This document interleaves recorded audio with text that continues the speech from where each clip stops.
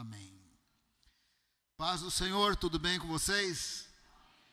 Uma coisa que a Bíblia nos ensina é que os anjos cantam. Quando Jesus nasceu, eles cantaram. Eles cantaram: glória a Deus nas alturas, paz na terra aos homens a quem Ele quer bem. Jesus disse que cada vez que converte uma pessoa, os anjos fazem uma festa lá no céu. E o livro de Apocalipse diz que quando Jesus foi exaltado, eles cantaram um cântico novo. Eles cantam e as músicas deles têm significado. No momento certo, na hora certa, os anjos do Senhor cantam. Eles cantaram um novo cântico que eles não podiam cantar antes, quando Jesus foi exaltado. Talvez o assunto é novo para você vai precisar prestar atenção, mas ele está na Bíblia. Quando Jesus foi exaltado, eles cantaram um cântico novo. Está na Bíblia que Jesus é Deus, é um com o Pai e com o Espírito Santo na Trindade. Está na Bíblia que Ele é eterno. Está na Bíblia que o Trino Deus criou os céus e a terra, Jesus esteve envolvido. Aliás, não tem uma coisa que o Trino Deus faça que as três pessoas não fazem juntas em unidade. Sabia que até a sua conversão a Trindade trabalhou? Jesus disse: eu de modo algum lançarei fora quem o Pai trouxer até mim. Aquele que o Pai trouxer até mim, jamais lançarei fora. Quando você se converteu, o Pai estava trabalhando. Quando você se converteu, o Espírito Santo estava te convencendo. E quando você se converteu, você foi salvo, porque Jesus morreu por você. Não tem nada que o Trino Deus faça que as três pessoas não estejam em unidade. Elas estão sempre em unidade. Então foi dito que esse Jesus, que é um com o Pai, com o Espírito Santo na Trindade, Senhor, Criador, Ele ia se humilhar, tornando-se homem. Presta bem atenção, que tornar-se homem é a humilhação de Jesus. Ele tem outras humilhações, mas tornar-se homem é humilhação. Ele podia estar no céu, muito obrigado, com aquela glória que só Deus tem no céu, com todo aquele reconhecimento que só Deus tem. Todos os milhões de anjos sabem quem é Jesus. Ele estava no bem bom. Mas a palavra do Senhor diz que ele se tornaria homem da tribo de Judá, da família de Davi. Isso em si é uma humilhação, pois ele teria que se limitar no tempo e no espaço. Na Trindade, no esplendor da glória de Deus, ele não tinha limitações, mas ele ia se autolimitar para que ele pudesse ser homem e morrer por nós. Por exemplo, Deus tem o poder de ser onipresente, estar em todos os lugares. Deus é Espírito, está em todos os lugares. E nessa unidade que há na Trindade, onde tiver o Espírito Santo, tem o Pai, tem o Filho. Mas quando ele tornou-se homem, quando ele estava na Galileia, ele não estava na Judeia. Ele se limitou voluntariamente para que pudesse morrer pelos nossos pecados. Isso que é a humilhação de Jesus em si. Tornar-se homem é a humilhação de Jesus, é o estado de humilhação de Jesus. Tem outras humilhações sociais que eu imagino, né? Ele teve vários irmãos e irmãs, deve ter tido um irmão chato. Aguentou o irmão chato. Aquele que chega atrasado, não lava a louça, que respondia atravessado para Maria, tá, lava Jesus aguentando o irmão chato. Ele devia ter um vizinho chato, toda a rua tem um. Ele nem precisa falar qual que é o da sua rua, mas eu já estou imaginando. E, né, ele morava numa área rural. Evidentemente que nas casas tinha uma vaca para ter leite, só não tinha porco porque eles eram judeus. Mas tinha carneiro, tinha cabra, esses bichinhos dão trabalho, hein? Então fez parte da vida rural de Jesus.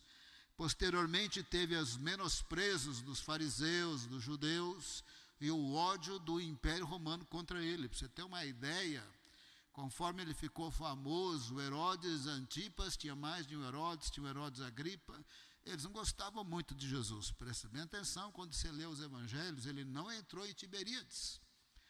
Tiberias, Herodes Antipas tinha um palácio, era ali as margens do mar da Galileia. Ele vai para cá, Cafarnaum, Betsaida, Corazim, vai para cá, vai para lá, Caná. Ele não entra em Tiberíades. Porque Herodes iria matá-lo, ele teve que aguentar isso aí. Sendo o eterno, ter que fugir de Herodes, para não morrer antes da hora. Mas a maior humilhação de Jesus foi morrer na cruz do Calvário. Em si, o se tornar homem é muito humilhante, mas assim, a gravidade com dor no corpo foi a crucificação de Jesus. A palavra do Senhor diz que esse que é um com o Pai e com o Espírito Santo ia se humilhar, mas depois ele seria exaltado. Tem vários versos no Velho Testamento, mas o mais famoso, profético, é o Salmo 110, verso 1. Em português nós lemos assim: disse o Senhor ao meu Senhor, assenta-te à minha direita, até que eu ponha os teus inimigos debaixo dos teus pés. Esse é o estado de exaltação de Jesus à direita de Deus Pai, depois de ter sido humilhado. Lá no hebraico, os nomes de Deus aplicam-se para o trino Deus, mas às vezes o eterno, Jeová, como preferimos falar, mas possivelmente mais certa seria falar Yahvé ou Yahvé. Então, Yahvé, o eterno, refere-se ao trino Deus, mas no Salmo 110 está aplicado ao Pai. E Adonai, que refere-se ao trino Deus, no Salmo 110 está aplicado ao Filho. Então, no hebraico está escrito assim: disse Yahvé, o eterno, Jeová, Adonai, pluralidade de pessoas da Trindade, assenta-te à minha direita, até que eu ponha os teus inimigos debaixo dos teus pés. O Salmo 110, como outros textos do Velho Testamento, fazem referência à pluralidade de pessoas na Trindade, à divindade de Jesus, o fato que ele seria humilhado, mas por fim ele seria exaltado à direita de Deus Pai. Tem explicado isso, é importante explicar. A direita não é literalmente do lado direito. Se Deus Pai virasse para cá e o Filho, para ficar na direita, tem que ficar virando, e se ele faz para cá, o Filho vira também. Não é isso. A direita de Deus Pai ele não está acima, ele não é um Deus maior, mas ele também não está embaixo. E ele não é um Deus menor. Ele é um com o Pai e com o Espírito Santo na Trindade. Jesus é Deus. Está exaltado com a mesma glória que ele tinha junto do Pai antes da fundação do mundo. Só que quando Jesus foi exaltado, está na Bíblia, presta atenção, possivelmente esse assunto é novo para você, mas está na Bíblia, mas o assunto é muito importante. Quando ele sobe aos céus e é exaltado, Deus Pai, por decisão lá da Trindade, a gente não tem autoridade nenhuma, nem para dar palpite, nem para julgar, nem nada. Lá na autoridade, Deus Pai delega toda a autoridade para Jesus e põe todas as coisas debaixo dos pés de Jesus. A Bíblia diz que exaltado na Trindade, Deus Pai colocou todas as coisas debaixo dos pés de Jesus. Por isso ele é nas Escrituras Senhor dos senhores, Rei dos reis, e ele é o juiz de todos os juízos de Deus, porque Deus Pai entendeu que, tendo ele se humilhado como se humilhou, tendo pago o preço, o Trino Deus é criador e sustentador do universo, mas o Salvador é Jesus. Deus Pai está envolvido na conversão das pessoas, Deus Espírito Santo também, mas sem ele ter morrido na cruz, ninguém seria salvo. O Salvador é ele.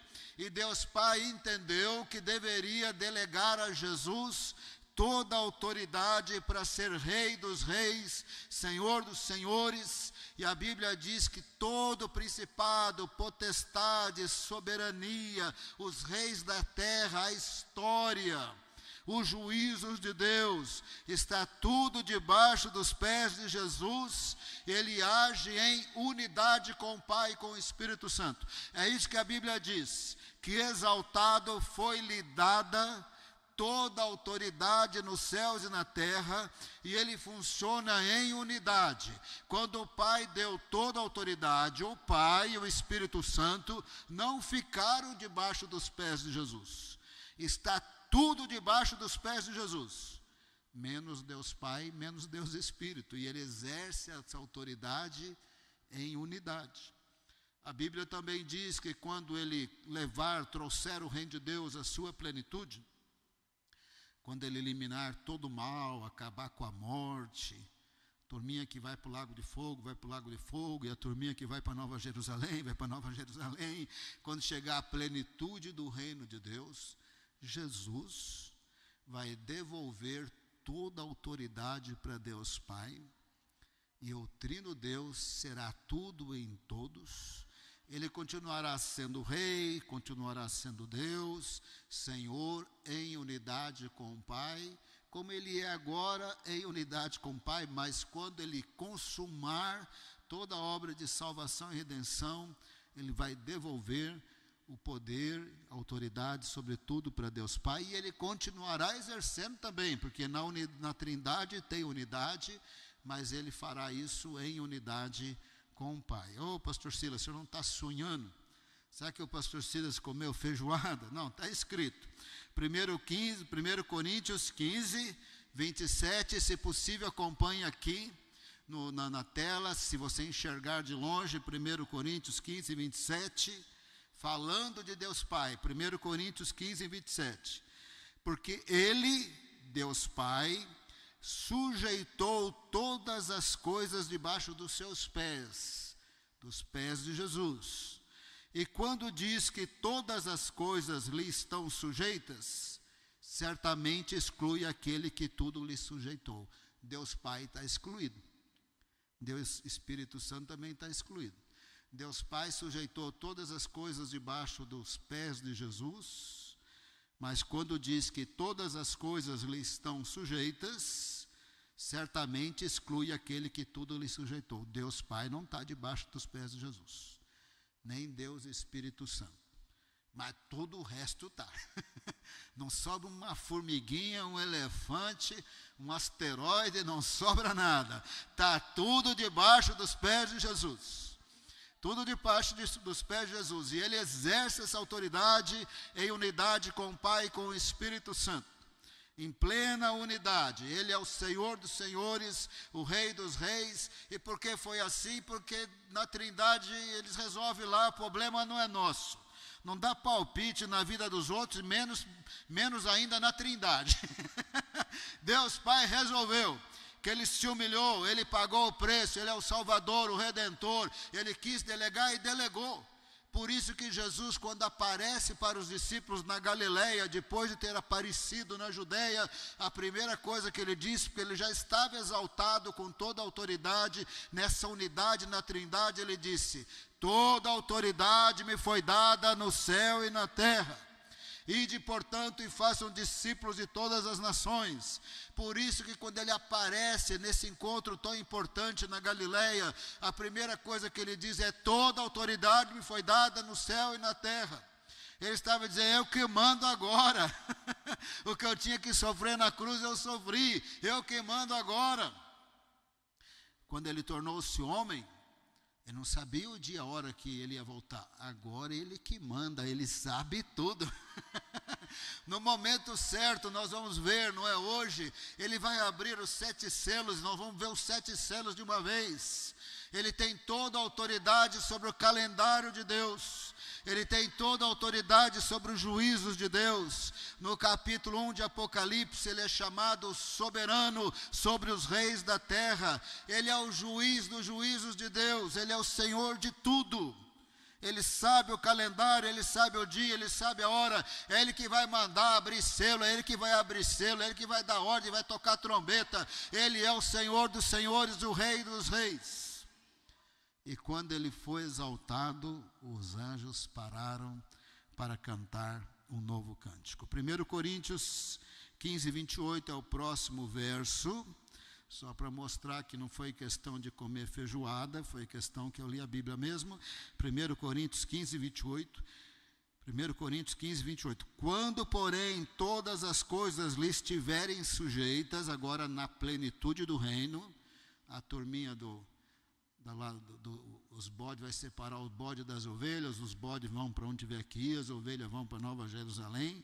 Quando, porém, todas as coisas lhe estiverem sujeitas, o inimigo no lago de fogo, então o próprio Filho também se sujeitará àquele que todas as coisas lhe sujeitou, para que Deus seja tudo em todos. Por fim, ele devolverá lá na Trindade: olha, Pai, o Senhor delegou tudo para mim, obra cumprida, eu morri, salvei pessoas de todas as línguas, todos os povos, cumpri a palavra do Senhor, as promessas feitas a Abraão, Isaque e Jacó, pessoas salvas de todos os povos, todas as etnias. Chegou o momento, chegou a hora, voltei em grande poder e glória, separei bode de ovelha, botei quem tinha que botar no lago de fogo, completo, obra completa. A igreja agora está aqui glorificada, nós vamos entrar na Nova Jerusalém. Nessa hora, na Trindade, ele vai dizer: eu estou devolvendo todo poder e autoridade ao Senhor, mas ele continuará sendo um com o Pai e com o Espírito Santo, para que o Trino Deus seja tudo em todos, para toda a eternidade. É bem claro na Bíblia que Jesus que é o juiz, ele que é o juiz, ele que manda. Não quero pôr medo em ninguém, mas não fica com brincadeirinha com Jesus e nem com piada com Jesus.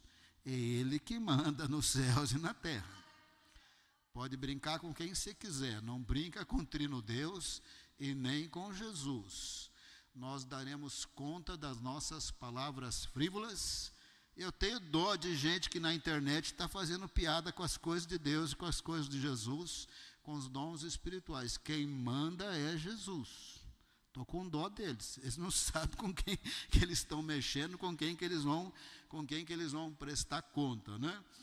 Jesus, na Bíblia, ele é o juiz dos juízos de Deus. Quando ele volta, ele separa bode de ovelha. Quando Pedro prega para Cornélio, ele fala: ele é o juiz. Quando Paulo prega em Atenas, Atos 17, olha, Deus tem determinado um dia que a julgar tudo por meio de um varão que deu testemunho, o ressuscitando dos mortos. Por toda a Bíblia, desde as profecias, ele é o juiz. E ele disse: o Pai não julga ninguém. Delegou o juízo ao Filho, para que o Filho receba a mesma honra que o Pai. João 5, 22, para você ver que eu li a Bíblia, não foi questão de feijoada. João 5, 22. E o Pai não julga ninguém, mas confiou todo o julgamento ao Filho. Verso 23, João 5, 23, para que todos honrem o Filho, assim como honram o Pai. Então, quem é o juiz de tudo, o Senhor de tudo, Salvador de tudo? Jesus exaltado na Trindade. E quando ele foi exaltado, depois da humilhação, o céu parou. O céu parou para cantar um novo cântico. E essa revelação simbólica e profética que João recebeu, ela é simbólica, profética e futurística. No capítulo 1 de Apocalipse é bem claro que é futurística. Jesus disse para João, ali no capítulo 1, ele está exaltado: escreva as coisas que você viu, as que são e as que ainda vão acontecer, as que hão de acontecer. As que hão de acontecer é futuro. Tem muita coisa que está acontecendo, ainda do século I até agora tem muita coisa que está acontecendo. Nesse momento tem muita coisa acontecendo. Mas ainda tem a expectativa futura da plenitude do reino de Deus, quando Jesus voltar. Na linguagem simbólica, futurística de Apocalipse, João recebeu a revelação de que quando Jesus foi exaltado, o céu parou para cantar um novo cântico. Porque a unidade das pessoas na Trindade, presta bem atenção na explicação, porque você vai ver no texto, e vai ficar claro quando eu ler. Presta bem atenção: quem está no trono soberano do governo de Deus? Se as pessoas são unidas, está o Pai, o Filho e o Espírito Santo. E é nesse trono que Jesus exerce toda a autoridade em unidade com o Pai e com o Espírito Santo. E falando dessa exaltação na Trindade, da autoridade de Jesus sobre todas as coisas, João, tendo a revelação, posteriormente ele escreveu assim: eu vi na mão direita daquele que estava sentado no trono, falando do Deus Pai, e eu vi um livro na forma de rolo. Livro na forma de rolo é um jeito complicado de falar pergaminho. Livro na forma de rolo é um jeito complicado de falar manuscrito. Eu vi um pergaminho, escrito por fora e por dentro, selado, lacrado com 7 selos. Vamos ler. Apocalipse 5, verso 1. Nós estamos caminhando para entender que quando Jesus foi exaltado, o céu parou para cantar um novo cântico. Eles não podiam cantar antes, eles tinham que esperar. Apocalipse 5, verso 1. Então eu vi na mão direita daquele que está sentado num trono, um livro na forma de rolo. Esse é complicado, hein? Eu vi um pergaminho, escrito de ambos os lados e selado, lacrado com 7 selos. Nós já sabemos que esse pergaminho, porque eu sei qual o selo, 1, 2, 3, 4, 5, 6, 7, nós vamos falar disso depois. Então, como já sabemos o que são os selos, então nós podemos dizer que o pergaminho e os 7 selos referem-se ao governo soberano de Deus sobre a história. Refere-se ao senhorio de Jesus sobre a história. Refere-se ao fato que sob a criação, ele é Senhor e juiz. Deus é o Criador e o sustentador da criação, e quem está exercendo o senhorio e juízo sobre a criação é Jesus, em unidade com o Pai e com o Espírito Santo. Então esse pergaminho, porque já conhecemos os 7 selos, ele é simbólico do governo soberano de Deus. Eu vi na mão direita daquele que está sentado no trono um pergaminho lacrado com 7 selos. O verso 2 diz: vi um anjo poderoso, fica implícito que tem menos poderoso. Vi um anjo poderoso proclamando em alta voz. Verso 2: quem é digno de romper os selos e de abrir o livro. Estamos lendo na Nova Almeida atualizada. Quem é digno? Olha, se o manuscrito, já sabemos, refere-se ao governo soberano de Deus. Quem que é Senhor sobre a criação? Quem que é o juiz sobre a criação? Deus é o Senhor, Deus é juiz.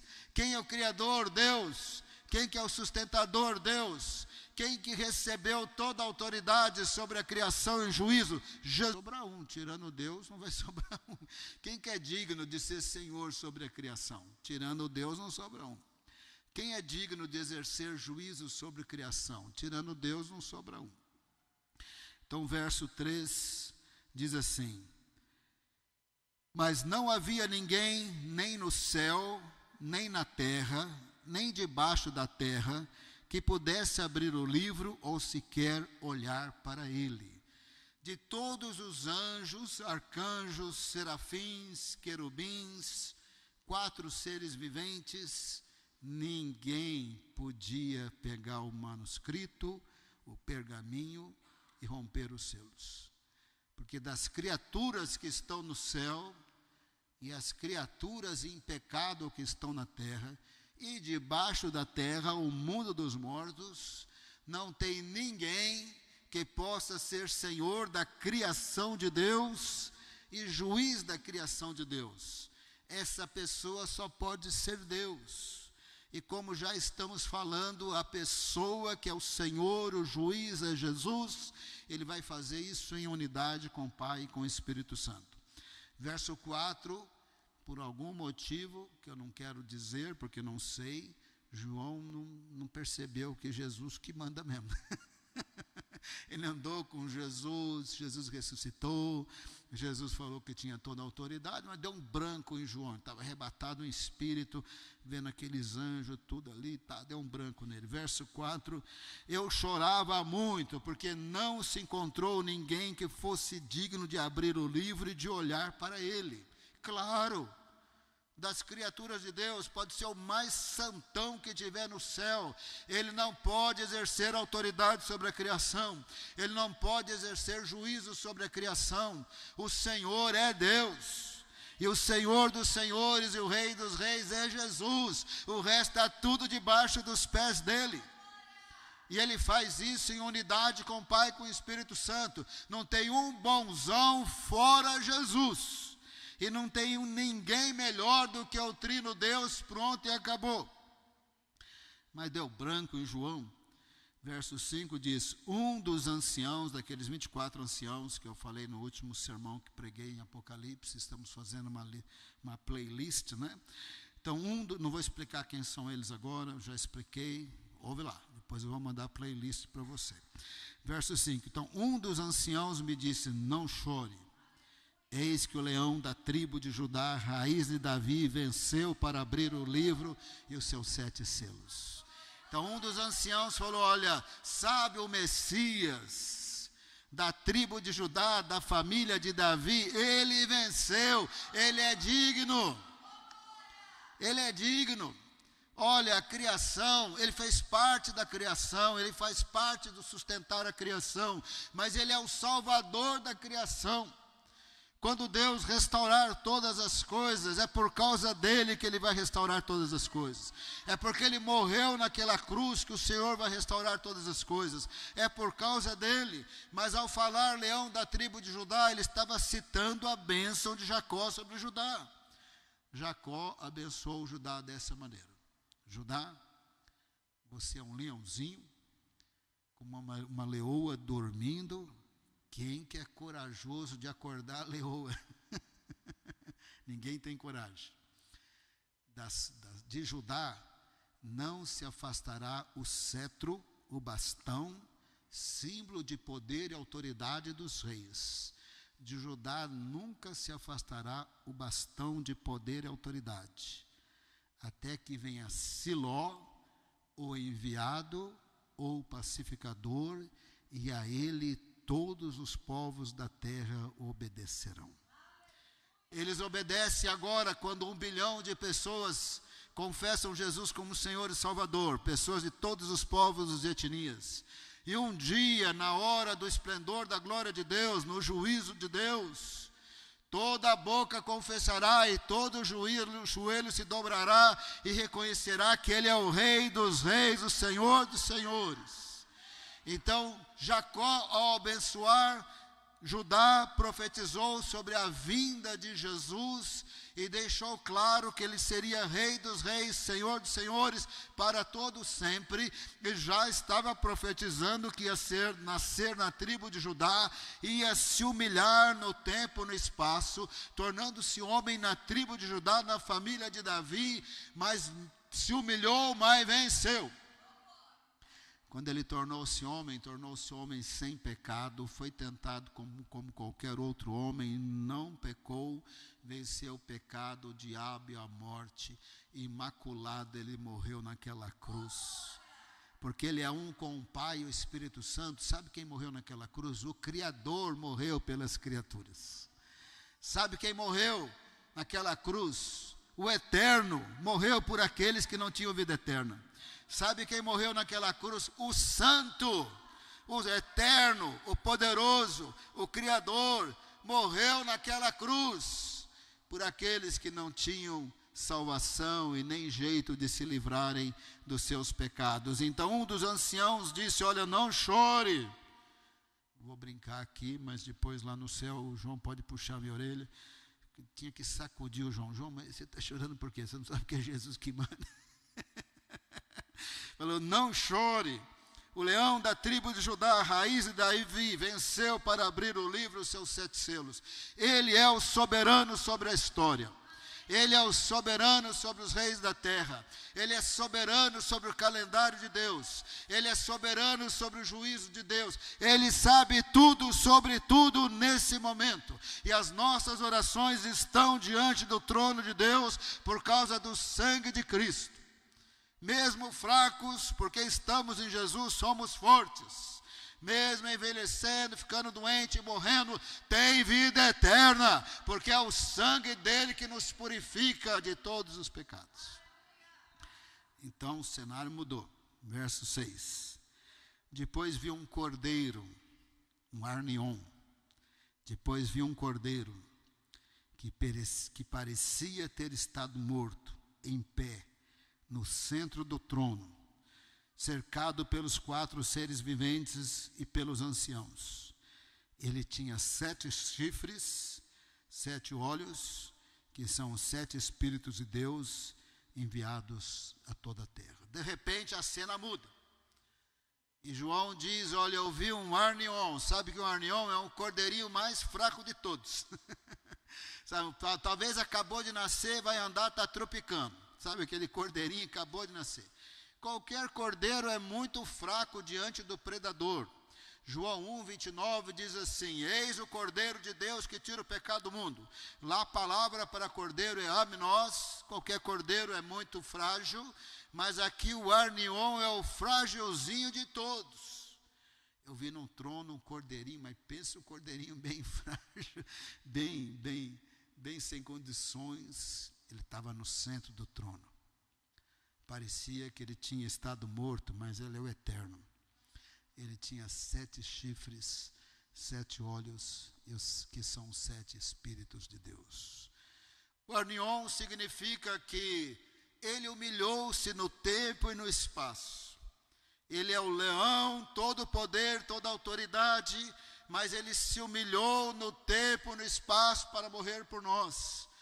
Então a figura do arnion, do cordeirinho, é para dizer que ele se humilhou, mas ele não está mais humilhado, ele está exaltado. Ele tem toda a autoridade, por isso ele tem 7 chifres, 7 olhos e os 7 Espíritos de Deus. Presta bem atenção aqui, porque é linguagem simbólica, e vou ter que explicar, senão você vai boiar. No Velho Testamento, chifre é figura de poder e de domínio. Por exemplo, Daniel 7, o anticristo, o reino do anticristo é descrito por meio de uma figura, de maneira bem simbólica, porque as profecias são tudo muito simbólicas, né? Ele é descrito através da figura de um animal assim que não existe, né? Mitológico, mas bem horroroso. Tem 10 chifres, dentes grandes de ferro, patas de bronze, e sai devorando o planeta Terra. Isso é o anticristo na linguagem simbólica e o reino dele. Mas lá em Daniel 7, o Filho do Homem, Jesus, aparece nas nuvens e acaba com essa conversa de reino de anticristo. E lá em Daniel 7 diz, ele reinará para sempre e os santos reinarão com ele. Lá em Daniel 7, Jesus volta em grande poder e glória e acaba com o reino do anticristo. E lá em Daniel 7 explica que os 10 chifres são 10 reis. Um rei tem domínio e poder. Então o chifre é simbólico de domínio e poder. Em Apocalipse 7, e na cultura judaica, da onde vem o simbolismo dos números judaicos, 7 tem a ver com perfeição e completude, com totalidade. O cordeirinho foi cordeirinho, ele não é mais. Ele é o Senhor dos senhores. O cordeirinho que está no centro do trono, ele tem 7 chifres, a totalidade de domínio e poder. Ele é o Todo-Poderoso. No capítulo 1, ele é apresentado já como aquele que era, que é e há de vir, o Todo-Poderoso. Os 4 seres viventes diz: Santo, Santo, Santo é o Senhor Todo-Poderoso, aquele que era e há de vir. Ele é o Todo-Poderoso e vai voltar. Ele foi o cordeirinho mais frágil possível para morrer por nós, mas ele tem a totalidade de domínio e poder simbolizado pelos 7 chifres. Ele é o Todo-Poderoso, que era e há de vir. Ele tem 7 olhos. É simbólico para dizer que ele tem a totalidade de toda a ciência, porque o Trino Deus é onisciente, onipresente, onipotente, ele sabe tudo. E os 7 olhos são os 7 Espíritos de Deus derramados por toda a terra. Os 7 Espíritos de Deus em Apocalipse é a linguagem simbólica para o Espírito Santo. O cordeirinho está no centro do trono, mas não é mais cordeirinho não. Foi cordeirinho por 33 anos. Tem a totalidade de poder, 7 chifres, totalidade da ciência, da percepção, 7 olhos. Tem a totalidade do Espírito Santo. Aonde estiver Jesus, está Deus Pai, está o Espírito Santo. E no capítulo 5, onde está Deus Pai? No trono, segurando o manuscrito. Onde está Deus Filho? No trono, o cordeirinho, que não é mais cordeirinho. E quem está no trono? O Espírito Santo. Porque Jesus tem a totalidade do Espírito Santo, ele está no trono. Então no trono está o Pai, o Filho e o Espírito Santo. Finalzinho do verso 5, ele tinha 7 chifres e 7 olhos, que são 7 Espíritos de Deus enviados a toda a terra. O Espírito Santo do trono de Deus é enviado para habitar na igreja, em toda a terra. Hoje 1 bilhão de pessoas é templo do Espírito Santo e é enviado do trono de Deus. Quem que envia o Espírito Santo? Em João, o Pai e o Filho. Rogarei ao Pai e ele lhes dará outro consolador. O Pai envia, mas Jesus envia também, ele batiza com o Espírito Santo. Ele disse, é melhor que eu vá, porque se eu não for, o Consolador não virá, mas se eu for, eu enviarei. Quem envia o Espírito Santo é Jesus. Quem batiza com o Espírito Santo é Jesus. Quem envia o Espírito Santo é Deus Pai. É do trono, no trono. Que na linguagem simbólica, profética, o Pai está segurando o manuscrito ainda. Ninguém pegou da mão dele ainda. E no trono está o cordeirinho, que não é mais cordeirinho. Ele tem 7 chifres, 7 olhos, que são 7 Espíritos de Deus. Ele tem todo o poder, toda a autoridade. Ele é o todo presente, o todo ciente. Ele é o todo poderoso. Ele está no trono. E o verso 7 diz, ele se aproximou e recebeu o livro, como o tradutor fez, mas na verdade é o pergaminho. Ele se aproximou, recebeu o livro da mão direita daquele que estava sentado no trono. Verso 8, o céu parou.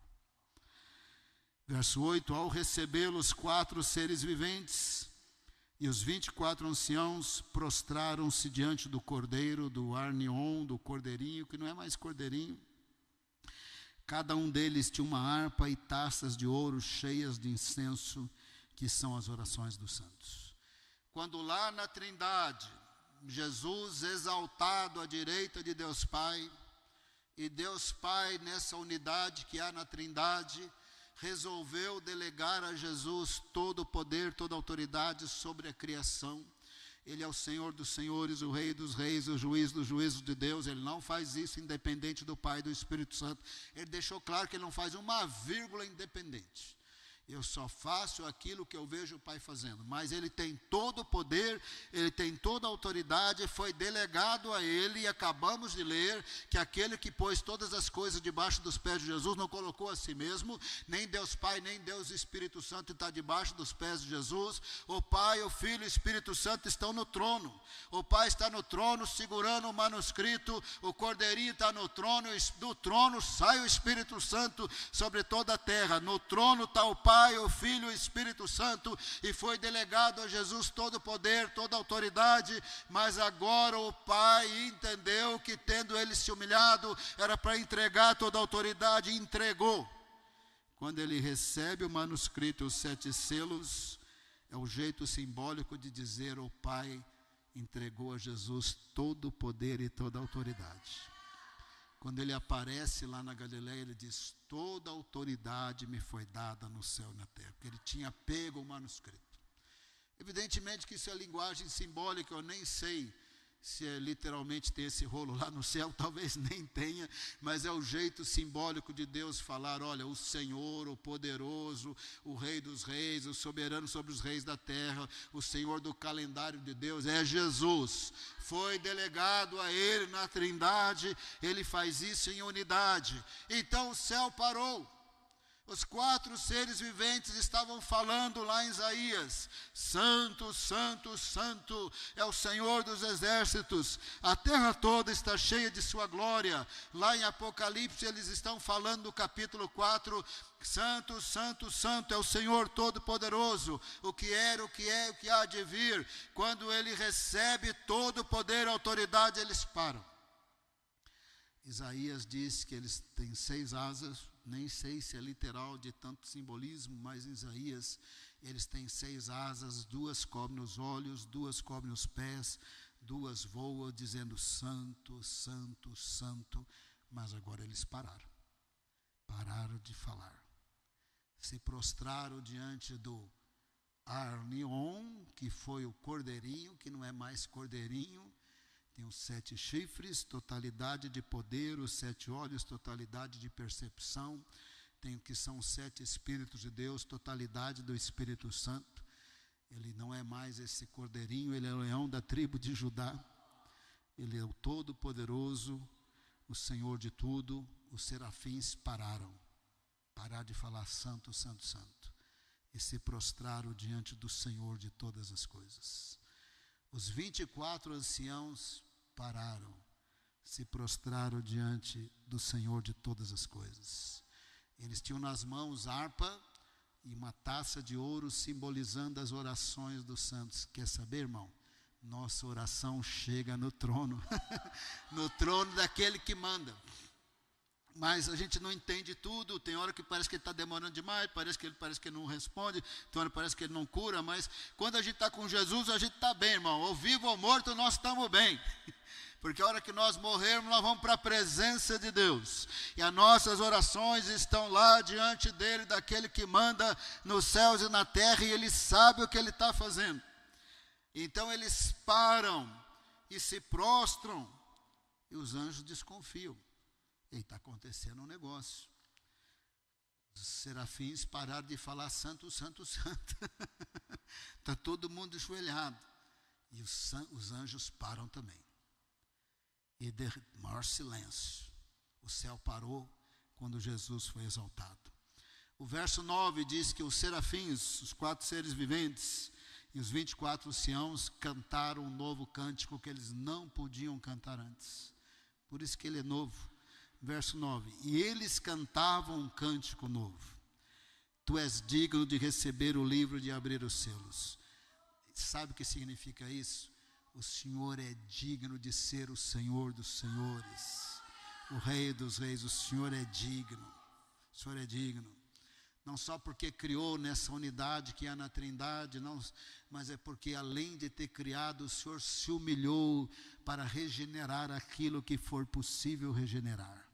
É por causa do Senhor que vai ter novo céu e nova terra. É por causa do Senhor que vai ter milhões e milhões de salvos. O Senhor é digno. O Senhor é digno de ser o Rei dos reis, o Senhor dos senhores. É isso que significa.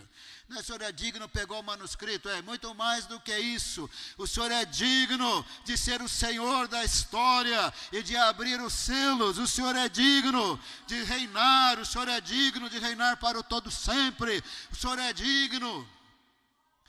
Tu és digno de receber o livro, o pergaminho com os 7 selos e abrir os 7 selos, pois foste morto. Não precisava ter se tornado Arnion, cordeirinho, mas se tornou, aguentou as limitações da encarnação, aguentou a dor da crucificação, aguentou, não está na Bíblia, estou imaginando, aguentou irmãozinho chato, que chega atrasado e não lava a louça, aguentou. Tu és digno de receber o livro, de abrir os seus selos, pois foste morto e com teu sangue compraste para Deus pessoas de toda tribo, língua, povo e nação. Verso 10, tu os constituíste reino e sacerdotes para o nosso Deus, e eles reinarão sobre a terra. O Senhor é digno.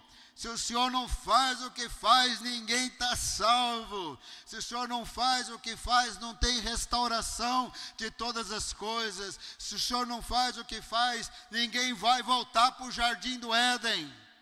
O jardim do Éden é plena comunhão com Deus, sem dor, sem lágrima, sem doença, para toda a eternidade. O Senhor é digno. O céu parou para cantar um novo cântico. Eles não podiam cantar antes. É novo porque eles não podiam cantar antes. Ele não tinha se humilhado, não tinha morrido e não tinha subido aos céus. Morreu, ressuscitou, subiu aos céus. Quando o Pai delegou toda a autoridade, o céu parou. Eles se prostraram diante de Jesus para cantar o novo cântico. E os anjos, milhões e milhões. Eu falei que os anjos cantaram quando Jesus nasceu, eles cantam quando as pessoas se convertem. Eles vão cantar conosco aqui no culto, sabia? No final, Júlia, se prepara aí, os anjos vão cantar com a gente. Estou falando sério, não estou brincando. A gente pode até não ouvir, os anjos vão cantar hoje. Os anjos vieram no culto, irmão. Tem gente que faltou no culto, mas os anjos não faltaram. Os anjos estavam esperando esse sermão para eles poderem cantar conosco. Eles vão cantar conosco. Talvez você vai ouvir, mas talvez você não vai ouvir. Mas eles vão cantar conosco. Eles estão esperando para cantar conosco. Seu pastor Silas, não demore esse sermão, nós queremos cantar com a igreja. Verso 11. Então os milhões de anjos que estavam observando, falei, gente, nós temos que cantar também. Vamos para o culto. Os milhões de anjos falaram, vamos para o culto. Olha o que os serafins estão fazendo. Eles pararam e estão cantando um novo cântico. Jesus recebeu todo o poder e autoridade. Olha o que eles estão cantando. Vamos chegar, verso 11. Então olhei e ouvi a voz de muitos anjos, milhares e milhões de milhões. Eles rodeavam o trono, bem como os seres viventes e os anciãos. Todo mundo agora chegou perto de Deus e do esplendor de sua glória. Quem que está no trono? O Pai, que já delegou o manuscrito, o cordeirinho, que é o leão, que não é mais cordeirinho, tem os 7 chifres, os 7 olhos, os 7 Espíritos de Deus, e da onde sai o Espírito Santo derramado sobre a terra. Eles se aproximam do trono do Trino Deus, do esplendor da glória de Deus, milhares e milhares e milhões de milhões. Eles rodeavam o trono, bem como os seres viventes e os anciãos. Verso 12, e o céu todo canta um novo cântico. E cantavam em alta voz, digno é o Cordeiro. Ora, se eles falassem que ele era El Shaddai, estava de bom tamanho. Se falasse que ele é Yahvé, estava certíssimo. Se falasse que ele era Adonai, estava bom também. Mas o novo cântico queria dizer que ele não precisava se humilhar, mas ele se tornou cordeirinho, Arnion, para comprar com seu sangue pessoas de todos os povos, línguas e nações. Digno é o Cordeiro, foi frágil o Cordeiro, não é mais. É o Todo-Poderoso, Todo-Ciente, o Todo-Presente. Digno é o Cordeiro que foi morto de receber poder, riqueza, sabedoria, força, honra, glória e louvor. Sabe o que significa isso aqui? Ele é digno de ser o Senhor dos senhores, o Rei dos reis. Falar que ele é digno de receber poder, riqueza, sabedoria, força, honra, glória e louvor, é a mesma coisa que dizer, ele é digno de ser o Senhor, o restaurador.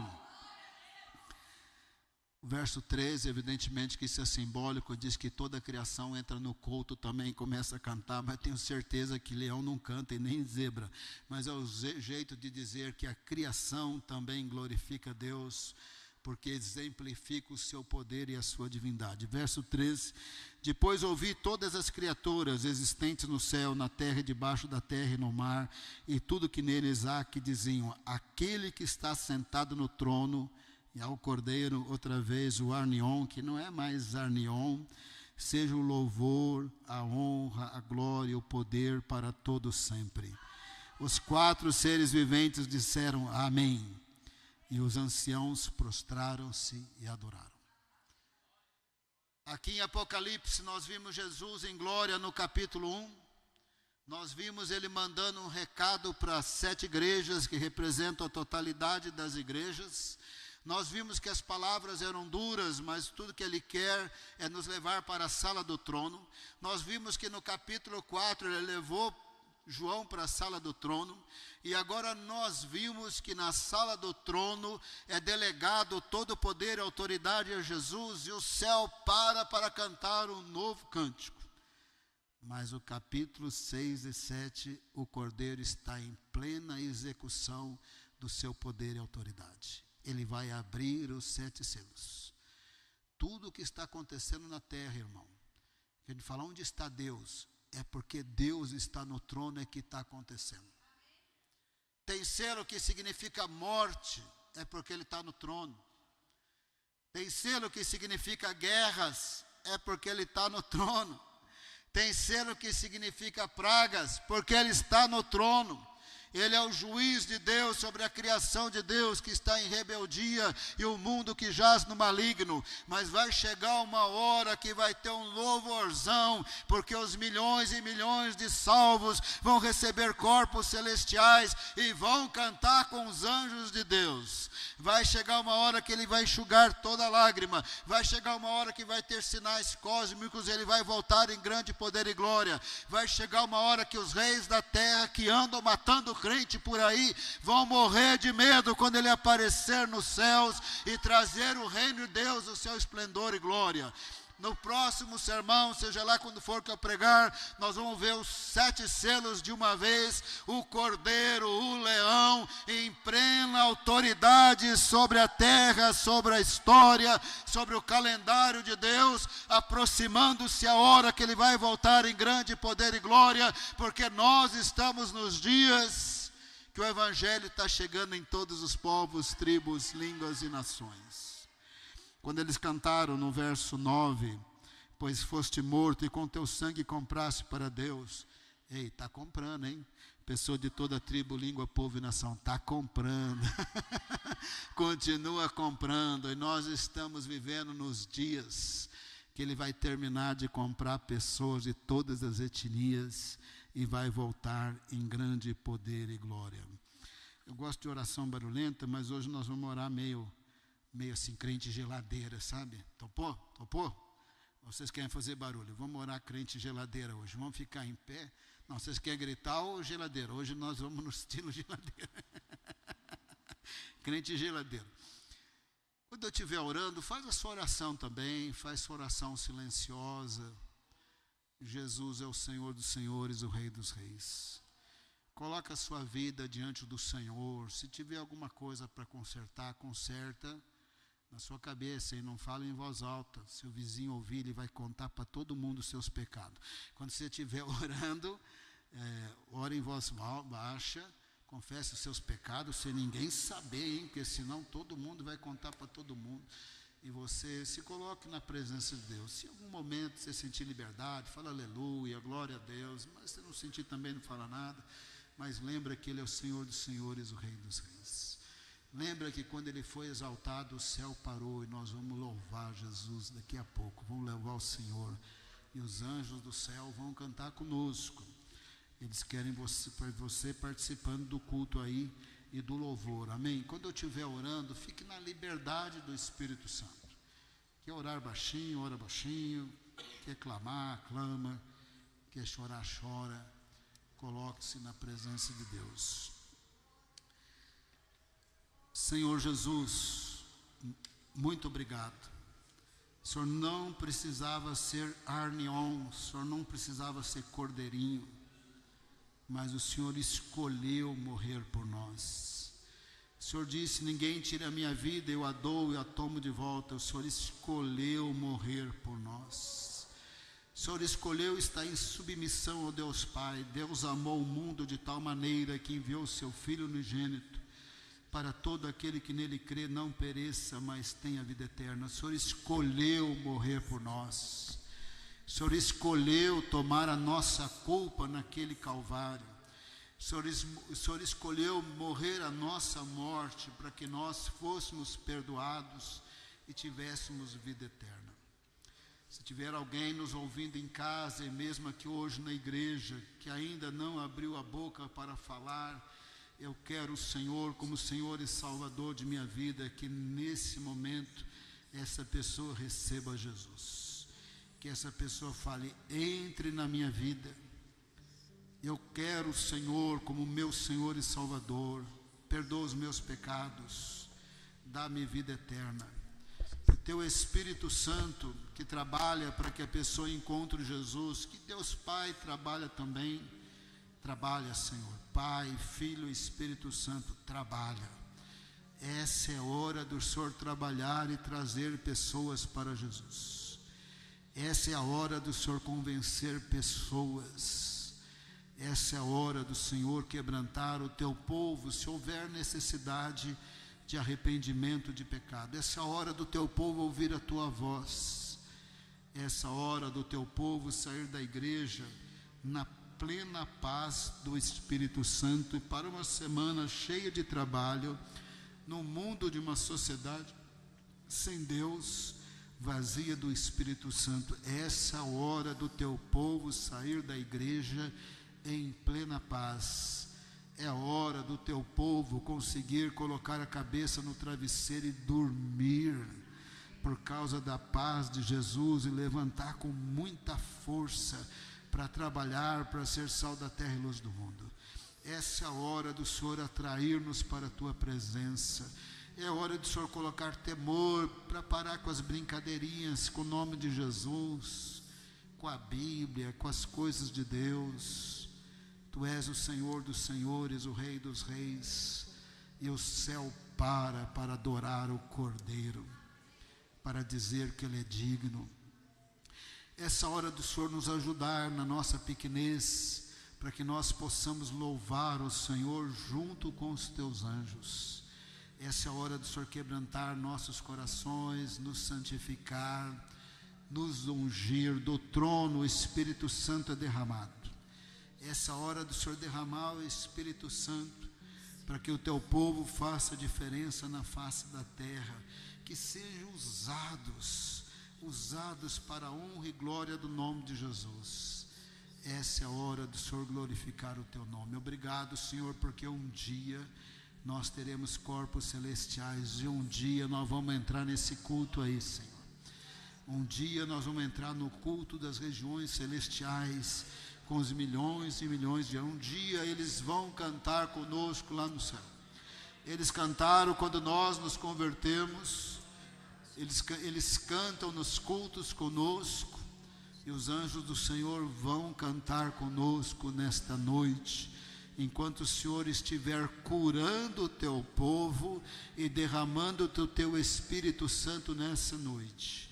Apresentamos os enfermos diante do Senhor. Quantas pessoas com dengue, Senhor, quantas pessoas com tantas coisas, quantos pedidos na urna de oração, Senhor. Nós estamos recebendo as curas e os milagres do Senhor. Estamos recebendo a paz do Espírito Santo. Estamos recebendo, Senhor, o renovar das forças do teu Espírito Santo, para a honra e glória do nome de Jesus. Amém.